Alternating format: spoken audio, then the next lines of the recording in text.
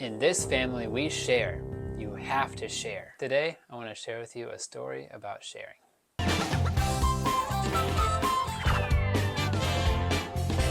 I just wanted to share a quick moment of grace in our parenting the other day. We were at Mass, followed by a potluck in the evening, and one of our children was very hungry. When they found out that the pork that we brought was to be shared with the whole potluck, this child melted down. Fortunately, I was coming straight off of Mass with all the grace of God, because my first thought was, how dare you? This pork is for everybody. And then I was worried, what are the other parents going to think? My child's melting down. We can't not share this pork. But we were just off of Mass, so grace got the better of me. By the grace of God, I was able to see that this child wasn't selfish, not sharing. This child was afraid, panicking. They were experiencing hunger and food insecurity. Now, the old Jarrett had a clear pathway to handle through situations like this, a pathway of control.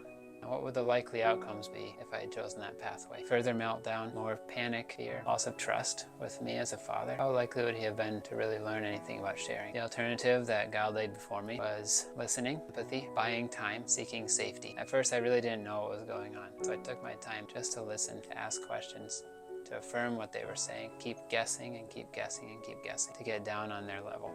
Eventually, by the Holy Spirit, a plan came into my head. I assured them, my child, that we would go and get the pork from the potluck table, and we brought it back to the kitchen, put it somewhere safe where no one else would get it. I continued to reassure my child that it's going to be okay, that they were going to get to eat, that they wouldn't go hungry, and I started to negotiate a little bit. So if you had one piece of pork, could we give the rest to everybody else? If you had 2 pieces of pork, would you be ready to share? If you had 3 pieces of pork, would you feel better? Eventually, they had 4 pieces of pork, and we didn't share, but my child felt safe. We walked back out. I got my food from the potluck. We sat down together and we ate our meal. Midway through the meal, I asked my child, are you ready to share the pork yet with the rest of the people? They said, almost ready. 2 moments later, I asked again, so are you ready to share the pork with everybody else? They said, yes, I'm ready to share the pork. And they got up, and they walked back to the kitchen with their mother and proudly brought the pork out to the table. When they set the pork on the table, they gladly picked up pieces and served it to the people who were waiting, smile on their face. My child came back to me so proud of sharing the pork and told me exactly who they gave it to. I felt relieved to have helped my child feel safe. The real prize came the next morning. We were getting ready for breakfast, and they came up and told me, Daddy, do you remember yesterday when I shared the pork? I said, yes, and I'm so proud of you.